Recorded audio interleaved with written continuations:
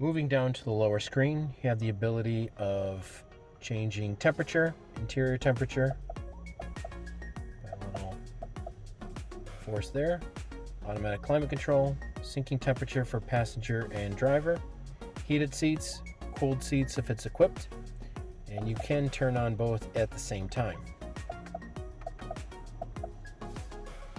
Down below you have icon for charging. It shows percentage, if the vehicle is charging, and how many miles left on range.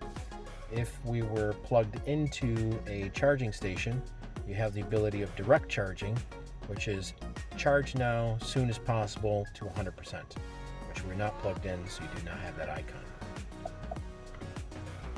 Front defrost, rear defrost, and then we'll move on to the outside.